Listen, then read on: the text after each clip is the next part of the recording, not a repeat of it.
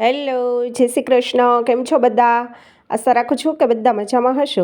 તો આજે આપણે બનાવીશું ઉત્તરાયણ સ્પેશિયલ ઊંધિયું. હવે ઊંધિયું તો આપણા ગુજરાતમાં ઘરે ઘરે શિયાળામાં બનતું જ હોય છે, પણ આજે આપણે કાઠિયાવાડી સ્ટાઇલથી ઊંધિયું બનાવીશું અને એકદમ સરસ કુકરમાં ઝટપટ બની જાય એવું બનાવશું અને એકદમ બાર જેવું બજારમાં મળે છે સંક્રાંત ઉપર એવું જ ચટાકેદાર અને એકદમ સ્પાઇસી એવું આપણે ઊંધિયું તૈયાર કરશું. તો ચાલો રેસીપી શરૂ કરીએ. ઊંધિયું બનાવવા માટે મેં અહીંયા આટલા બધા શાક લીધા છે. ફ્લાવર, વટાણા, લીલા ચણા, વાલ, સકરિયું એક નાનું, પછી આ વાલોર પાપડી છે એ લીધી છે, ટીંડોળા લીધા છે, વાલોર લીધી છે અને ગુવાર લીધો છે. હવે આપણે લીલું લસણ લેશું અને ઝીણી આપણે જે લીલી ચોરી આવે છે એ લીધી છે અને આપણે બટેકા લેશું. હવે બટેકા તમારે જે રીતના ઓછા વધારે કરો હોય એ રીતના તમે કરી શકો. કોઈ પણ શાકભાજી જે વધારે ભાવતું હોય વધારે નાખી શકો. અને હવે આપણે અહીંયા ભરવા માટે રીંગણા, એક કાચું કેળું અને આપણે 4 જેટલા મરચાં લીધા છે. તેમાં આપણે સરસ કાઠિયાવાડી મસાલો બનાવી અને એમાં ભરશું. આપણે હવે પહેલાં એક બાઉલમાં ભાવનગરી ગાંઠિયા લીધા છે. હવે તમે આની જગ્યાએ તમારી પાસે સેવ પણ અથવા બીજા કોઈ ગાંઠિયા હોય તો તમે એ પણ લઈ શકો. હવે આપણે એમાં થોડુંક અમથું પાણી નાખી અને એને ખાલી 1-2 મિનિટ માટે એને પલળવા દેશું. એટલે છે ને સરસ આપણે મસાલામાં બાઇન્ડિંગ આવી જશે એમ. હવે આપણા ગાંઠિયા પલળી જાય એટલે આપણે પહેલાં એને આ રીતના એકદમ સરસ મેશ કરી લઈશું. હવે આ રીતના મેશ થઈ જાય પછી આપણે સિંગદાણાનો ભૂકો, 1 ચમચી જેટલા તલ, કોથમરી, હળદર, ધાણા જીરું પાવડર, ગરમ મસાલો અને આપણે સ્વાદ અનુસાર મીઠું અને થોડીક ખાંડ નાખી અને આપણે જે રીતની તીખાશ જોઈએ એ રીતનું લાલ મરચું પાવડર અને થોડુંક અમથું તેલ નાખી અને બધો મસાલો એકદમ સરસ ચટપટો તૈયાર કરી લઈશું. તમારે લીંબુ નાખવું હોય તો તમે લીંબુ નાખી શકો. અહીંયા મેં લીંબુને સ્કીપ કર્યું છે.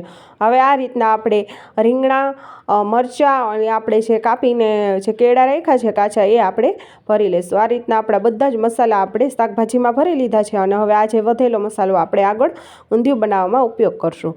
હવે આપણે મૂઠિયા પણ બનાવી લઈ.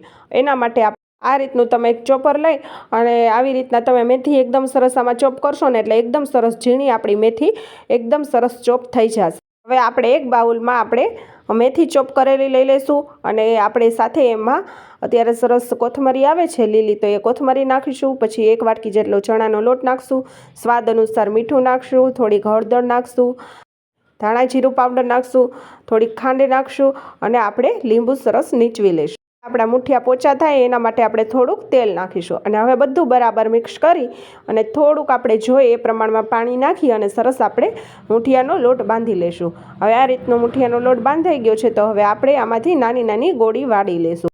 હવે આપણે મેથીના મૂઠિયાને મીડિયમ ટુ હાઈ ફ્લેમ ઉપર સરસ ક્રિસ્પી અને ગોલ્ડન થાય ને ત્યાં સુધી આપણે મૂઠિયાને સરસ તળી લઈશું.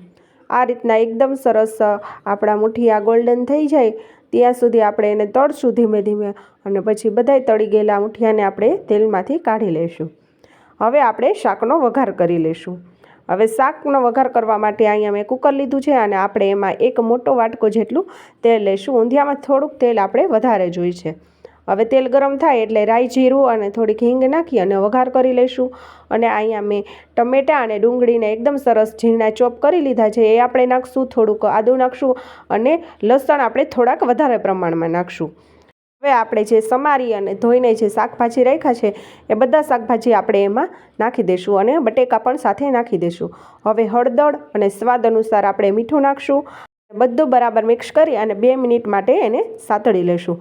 પછી આપણે જે ચણા, વટાણા બધું રાખ્યું છે એ પણ આપણે એમાં નાખી દઈશું અને ફરી આપણે એને એકદમ સરસ મિક્સ કરીને 1-2 મિનિટ માટે એને સાતળી લઈશું. હવે ગરમ મસાલો પાવડર, ધાણા જીરું પાવડર અને આપણે તીખાશ જોતી હોય એ પ્રમાણે આપણે લાલ મરચું પાવડર એમાં નાખી દઈશું અને બધા મસાલા મિક્સ કરી. હવે આપણે શાકમાં પાણી નાખશું. હવે અહીંયા આપણે પાણી સાવ ઓછા પ્રમાણમાં નાખવાનું છે. ખાલી બધું શાકભાજી ચડી જાય એટલું જ આપણે થોડુંક પાણી નાખવાનું છે અને જો રસો જોશે તો આપણે આગળ કરી લઈશું. હવે આપણે ઉપરથી આપણે જે ભરેલા શાકભાજી છે એ પણ આપણે એમાં નાખી દઈશું અને કુકર બંધ કરી અને ખાલી 1 થી 2 સીટી એમાં થવા દઈશું એટલે એકદમ સરસ આપણું શાકભાજી ચડી જશે. આપણું શાક તૈયાર થઈ ગયું છે। તો કુકર ખોલીને જોઈએ તો આપણું શાકભાજી એકદમ સરસ તૈયાર થઈ ગયું છે। તો હવે આપણે એને એક કડાઈમાં કાઢી લઈશું અને હવે આપણે જોશે એ પ્રમાણમાં આપણે રસો એમાં બનાવી લઈશું। હવે આપણે જે મસાલો સાઈડમાં રાખ્યો તો ભરેલા શાકમાંથી જે વધ્યો તો એમાં આપણે થોડુંક પાણી નાખી અને આપણે શાકમાં નાખી દઈશું અને આવી રીતના આપણે ધીમે ધીમે હલાવી લઈશું, જેથી કરીને આપણે જે ભરેલા શાકભાજી છે એ તૂટી ના જાય અને એકદમ આમાં મેશ ન થઈ જાય। હવે આ રીતનું ખાલી 1 થી 2 મિનિટ માટે તમે એને ઉકળવા દેશો ને એટલે એકદમ સરસ આપણું શાક તૈયાર થઈ જશે। અને હવે આપણે ઉપરથી આપણે મૂઠિયા જે બનાવીને તૈયાર કર્યા તે આપણે આ રીતના નાખી દઈશું। હવે અહીંયા મૂઠિયા તમે નાખશો એટલે રસો થોડોક મૂઠિયા એબ્ઝોર્બ કરી લેશે, તો તમારે એ પ્રમાણે પાણી નાખી અને રસો તૈયાર કરવાનો છે। હવે તમારે તમારા ટેસ્ટ મુજબ તમે ઉપરથી ખાંડ અને થોડુંક લીંબુ પણ નાખી શકો, પણ હું અહીંયા કાઠિયાવાડી સ્ટાઇલમાં બનાવું છું તો હું અહીંયા ઉપરથી ખાંડ અને લીંબુ નાખવાનું સ્કીપ કરું છું। હવે આપણું તૈયાર થયેલું ઊંધિયું આપણે બાઉલમાં પૂરી સાથે આ રીતના સર્વ કરી લઈશું અને ઉપરથી થોડીક આપણે કોથમીર નાખીશું। તો તૈયાર છે આપણું કાઠિયાવાડી સ્ટાઇલમાં ઉત્તરાયણ સ્પેશિયલ ઊંધિયું। તો તમે પણ આ રીતના આ ઉત્તરાયણમાં આ રીતનું કાઠિયાવાડી ઊંધિયું એકવાર જરૂરથી ટ્રાય કરજો। તમને મારા રેસિપીના વિડીયો ગમતા હોય તો ફેમિલી અને ફ્રેન્ડ સાથે શેર કરજો અને વિડીયોને એક લાઇક અને ચેનલને સબસ્ક્રાઈબ જરૂરથી કરજો।